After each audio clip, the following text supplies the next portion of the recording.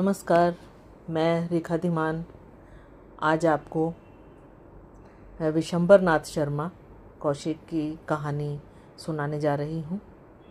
कहानी का नाम है ताई।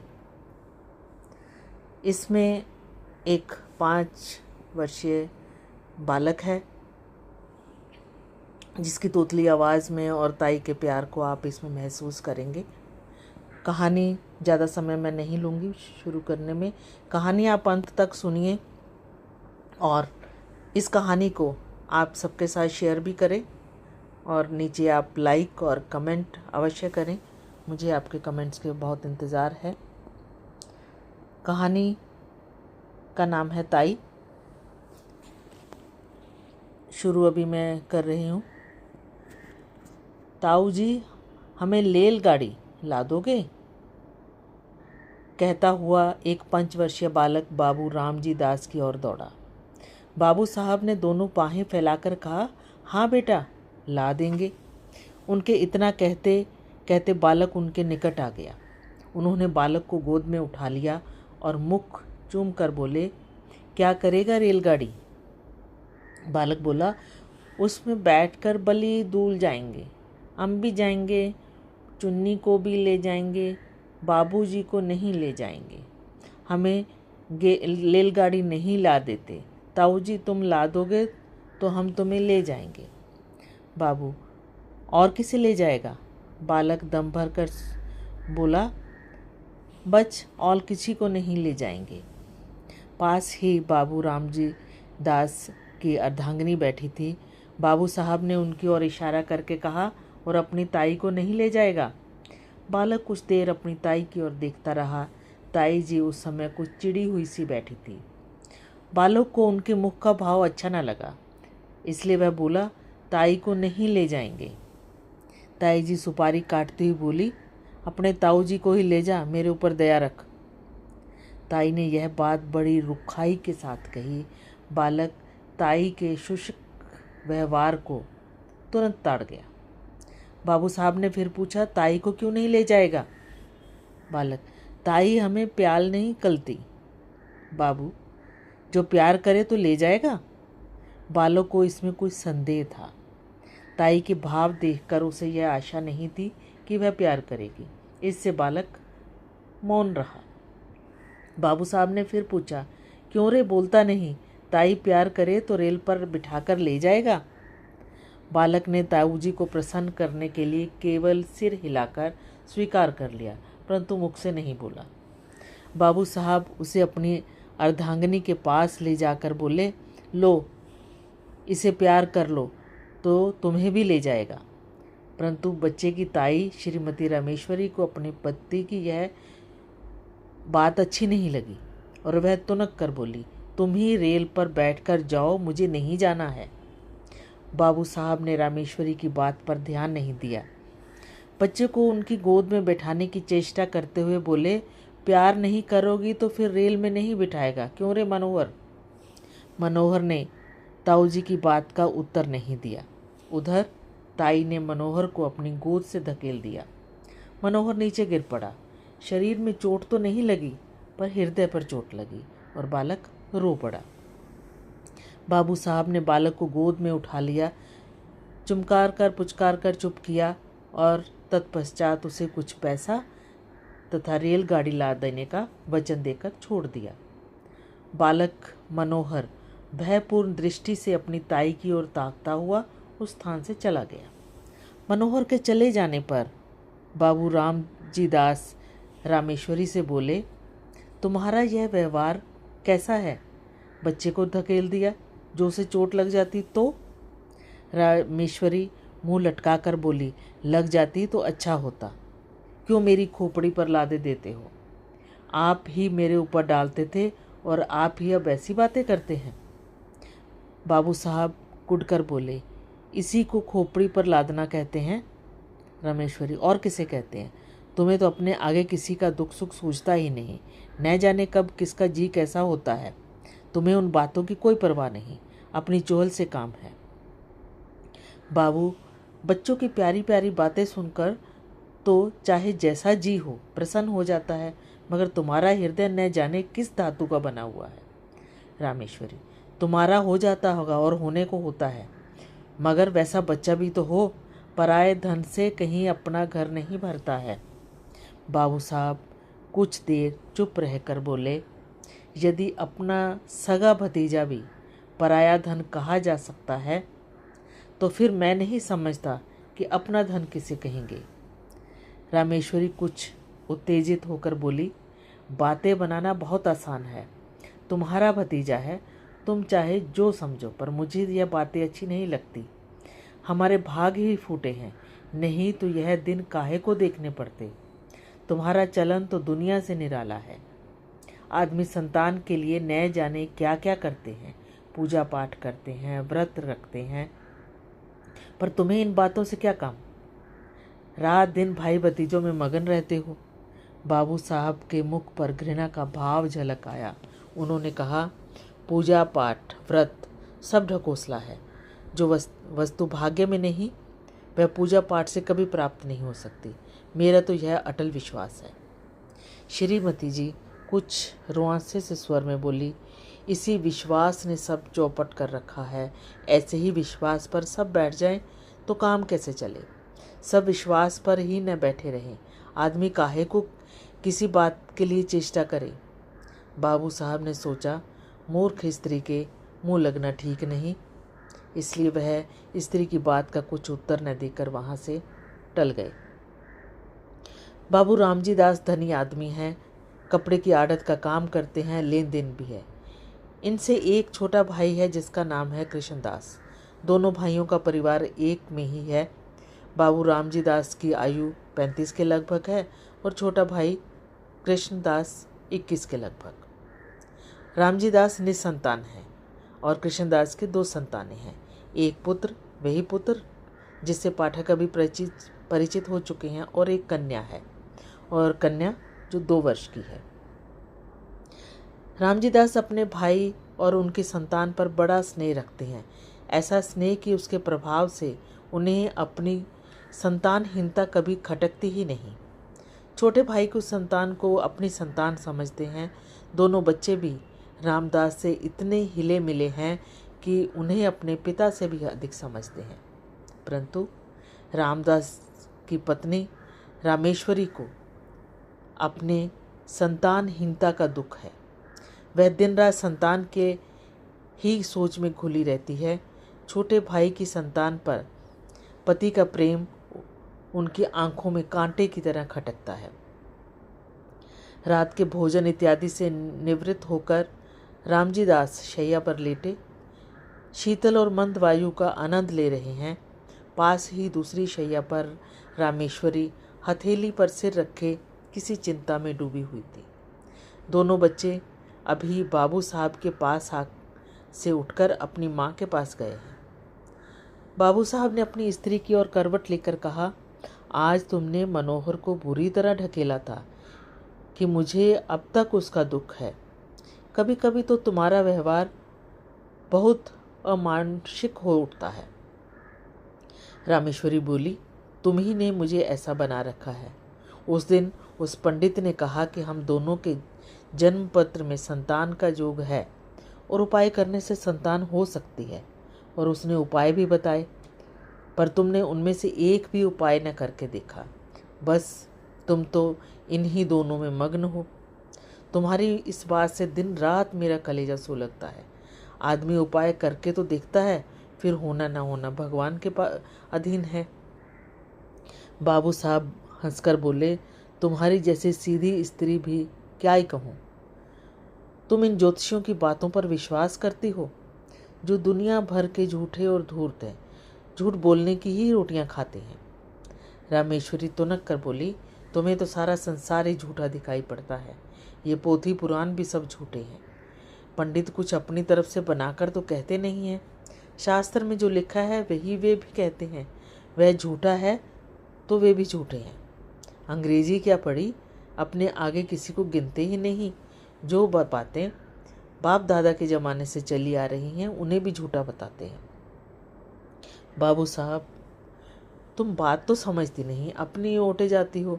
मैं ये नहीं कहता कि ज्योतिष शास्त्र झूठा है। संभव है वह सच्चा हो, परंतु ज्योतिषियों में अधिकांश झूठे होते हैं। उन्हें ज्योतिष का पूर्ण ज्ञान तो होता नहीं और एक दो छोटी मोटी पुस्तकें पढ़कर ज्योतिषी बन जाते हैं।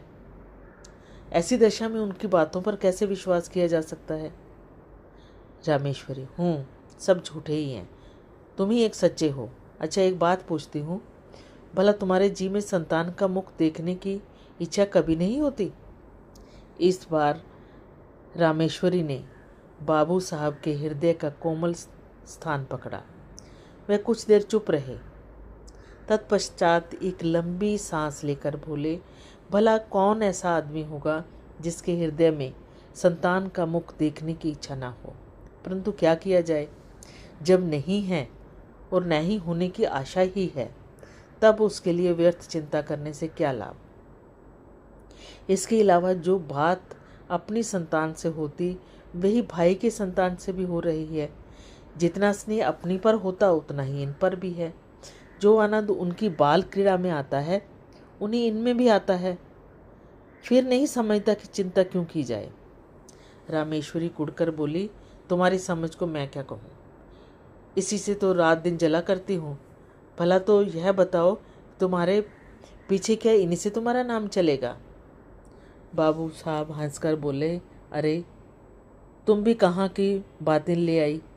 नाम संतान से नहीं चलता, नाम अपनी सुकृति से चलता है। तुलसीदास को देश का बच्चा बच्चा जानता है। सूरदास को मरे कितने दिन हो चुके हैं। इसी प्रकार जितने महात्मा हो गए हैं, उन सब का नाम क्या उनकी संतान की बदौलत चला।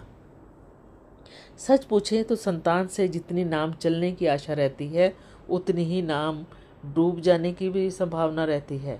परंतु सुकृति एक ऐसी वस्तु है जिसमें नाम बढ़ने के सिवा घटने की आशंका रहती ही नहीं। हमारे शहर में राय गिरधारी लाल कितने नामी थे। उनके संतान कहाँ है, पर उनकी धर्मशाला और अनाथालय से उनका नाम अब तक चलता है। अभी न जाने कितने दिनों तक और चलेगा। रामेश्वरी: शास्त्र में लिखा है, जिसके पुत्र नहीं होता उनकी मुक्ति नहीं होती। बाबू: मुक्ति पर मुझे विश्वास नहीं। मुक्ति है किस चिड़िया का नाम? यदि मुक्ति होना भी मान लिया जाए तो यह कैसे माना जा सकता है कि सब पुत्र वालों की मुक्ति ही हो जाती है? मुक्ति का भी क्या सहज उपाय है? ये जितने पुत्र वाले हैं सभी को तो मुक्ति हो जाती होगी। रामेश्वरी निरुत्तर होकर बोली, अब तुमसे कौन बहस करे? तुम तो अपने सामने किसी को मानते ही नहीं। मनुष्य का हृदय बड़ा ममता प्रेमी है। कैसी ही उपयोगी और कितनी ही सुंदर वस्तु क्या न हो, जब तक मनुष्य उसको पराई समझता है तब तक उससे प्रेम नहीं करता। किंतु भद्दी से भद्दी और काम में न आने वाली वस्तु को यदि मनुष्य अपना समझता है तो उससे प्रेम करने लगता है। पराई वस्तु कितनी ही मूल्यवान क्यों ना हो, कितनी ही उपयोगी क्यों ना हो, कितनी ही सुंदर क्यों ना हो, उसके नष्ट होने पर मनुष्य कभी भी दुख का अनुभव नहीं करता। इसलिए वह वस्तु उसकी नहीं, पराई है। परंतु वस्तु कितनी भी भद्दी हो, काम में न आने वाली हो, पर नष्ट होने पर उसको दुख होता है। और कभी कभी ऐसा भी होता है कि मनुष्य पराई चीज़ से प्रेम करने लगता है। ऐसी दशा में जब तक उस मनुष्य को अपना बनाकर नहीं छोड़ता या हृदय में यह विचार नहीं कर लेता कि वह वस्तु मेरी है, तब तक उसे संतोष नहीं होता और इसी से प्रेम उत्पन्न होता है और प्रेम से ममता। इन दोनों का साथ चोली दामन का सा है, वे कभी अलग नहीं किए जा सकते।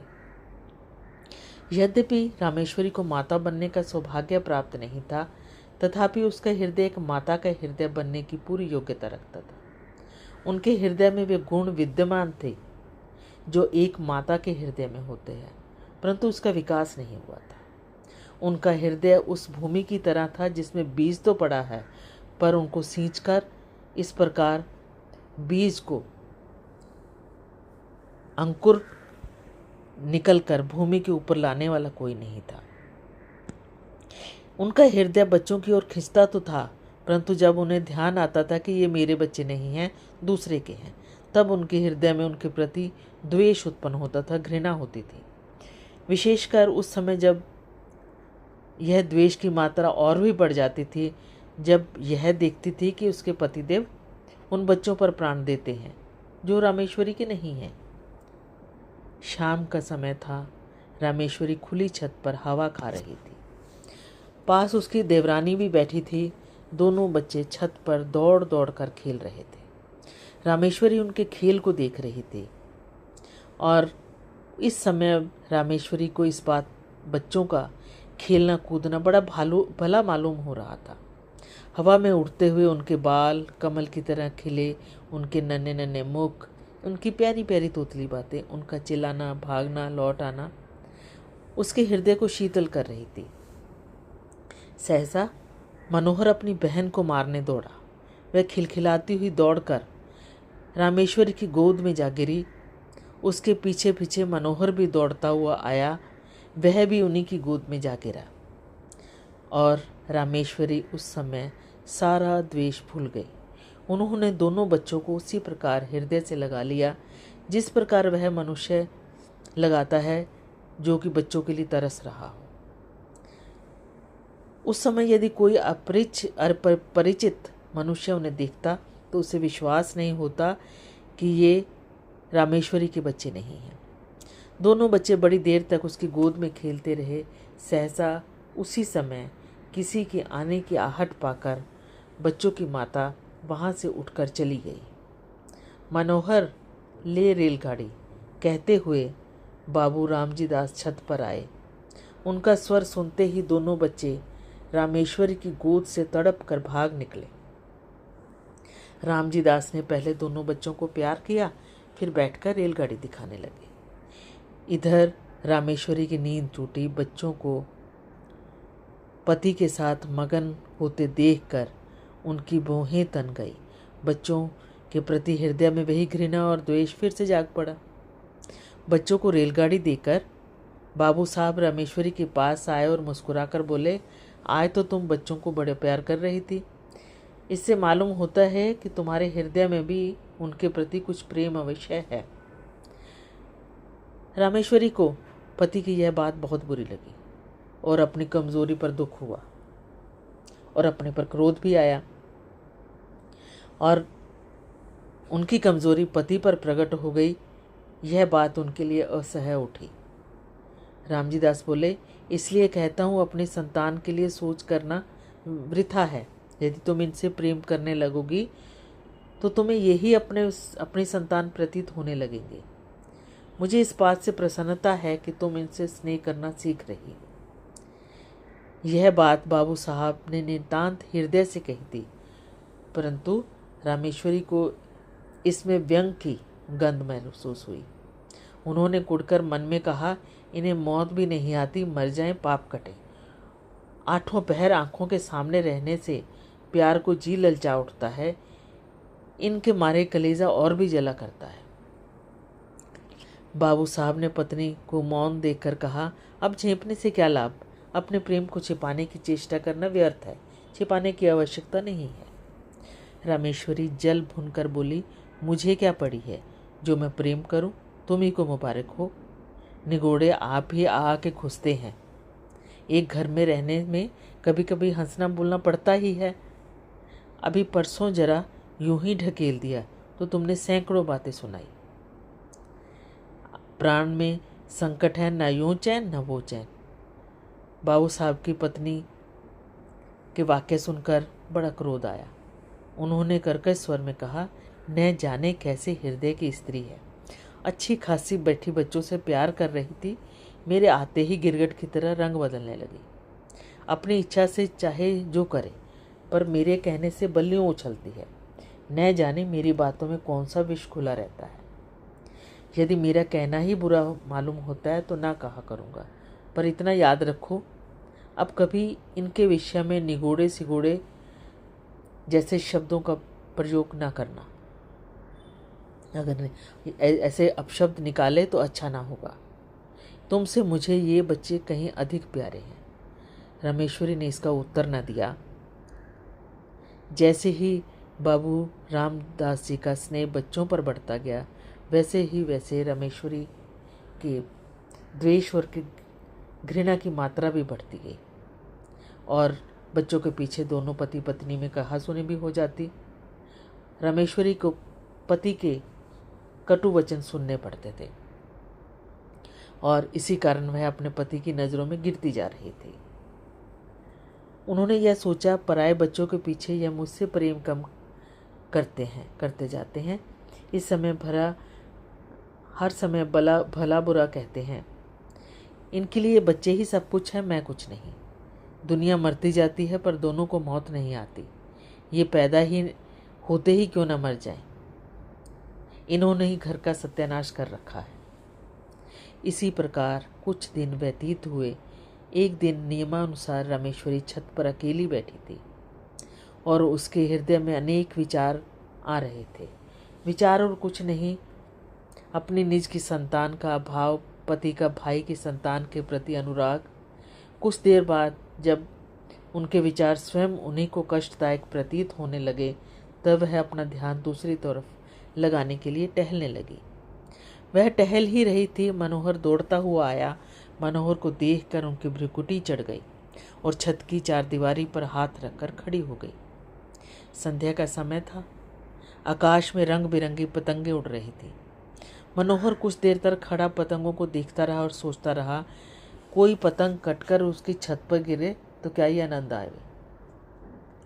और देर तक गिरने की आशा करने के बाद दौड़कर रामेश्वरी के पास आया और उसकी टांगों में लिपट कर बोला, ताई हमें पतंग मंगा दो। रामेश्वरी ने झिड़क कर कहा, चल हट, अपने ताऊ से मांग जाकर। मनोहर कुछ देर खड़ा रहा, फिर आकाश की ओर देखने लगा और थोड़ी देर बाद उससे फिर रहा न गया। उसने लाड में आकर कहा, ताई मंगा दो, हम भी उड़ाएंगे। इस बार उसकी भोली प्रार्थना से रामेश्वरी का कलेजा कुछ पसीज गया। वह कुछ देर तक उसकी ओर देखती रही और एक लंबी सांस लेकर कहा, यह मेरा पुत्र होता तो आज मुझसे बढ़कर भाग्यवान स्त्री दूसरी संसार में न होती। निगोड़ा मरा कितना सुंदर है और कैसी प्यारी प्यारी बातें करता है। यही जी चाहता है उठाकर छाती से लगा ले। यह सोचकर वह उसके सिर पर हाथ फेरने वाली थी। इतने में उन्हें मौन देखकर बोला, तुम हमें पतंग नहीं मंगवा देगी तो ताऊ जी से कहकर तुम्हें पिटवाएंगे।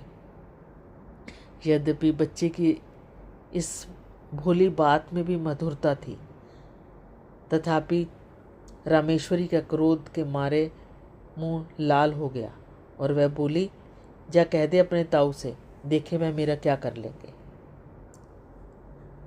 और मनोहर डर से दूसरे वहाँ से हट गया और पतंगों को देखने लगा। इधर रामेश्वरी ने सोचा, यह सब ताऊ जी के दुलार का फल है और बलिष्ठ भर का लड़का और मुझे धमकाता है। ईश्वर करे इस दुलार पर बिजली गिरे। उसी समय आकाश से एक पतंग कटकर उनकी छत की तरफ आई और रामेश्वरी के ऊपर से होती हुई छज्जे की ओर गई। छत के चारों ओर चार दीवारी थी जहाँ रामेश्वरी खड़ी थी। केवल वहाँ पर एक द्वार था जिससे छज्जे पर आ जा सकते थे और रामेश्वरी उस द्वार से सटीक हुई खड़ी थी। मनोहर ने पतंग को छज्जे पर देखा। पतंग पकड़ने के लिए वह दौड़कर छज्जे की तरफ चला। रामेश्वरी खड़ी देखती रही।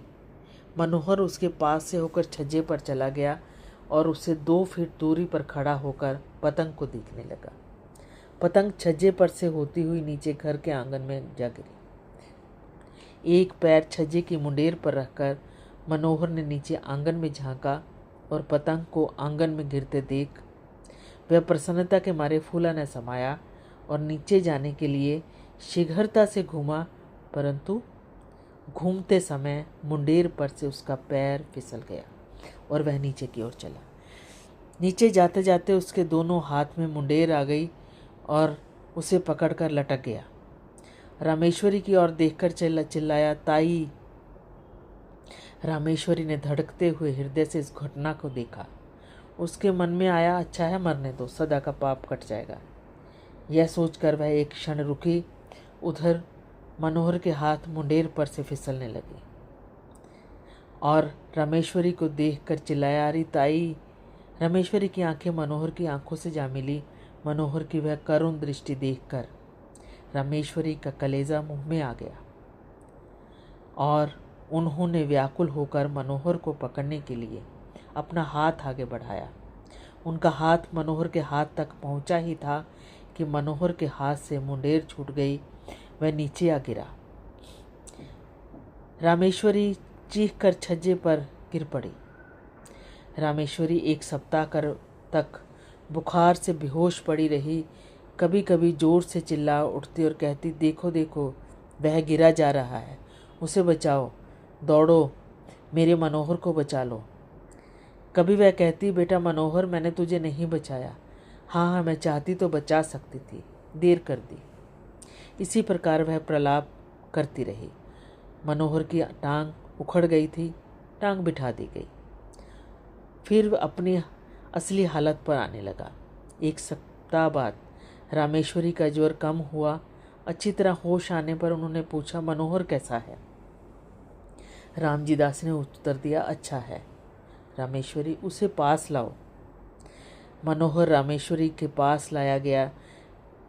रामेश्वरी ने उसे बड़े प्यार से हृदय से लगाया। आंखों से आंसुओं की झड़ी लग गई। हिचकियों से गला रुंध गया। रामेश्वरी कुछ दिनों बाद पूर्ण स्वस्थ हो गई। अब वह मनोहर और उसकी बहन चुन्नी से द्वेष नहीं करती और मनोहर तो अब उसका प्राण आधार हो गया। उसके बिना उन्हें एक क्षण भी कल नहीं पड़ती। बहुत ही अच्छी कहानी है कि एक बच्चे के प्यार ने अपने प्यार से एक स्त्री का हृदय जीत लिया। इससे हमें काफ़ी कुछ सीखना चाहिए कि द्वेष नहीं करना चाहिए या जो हृदय में प्यार है वो व्यक्त करना चाहिए। तो आपको ये कहानी कैसी लगी? जल्दी ही आप नीचे कमेंट लिखें और मेरे चैनल को सब्सक्राइब करें। धन्यवाद।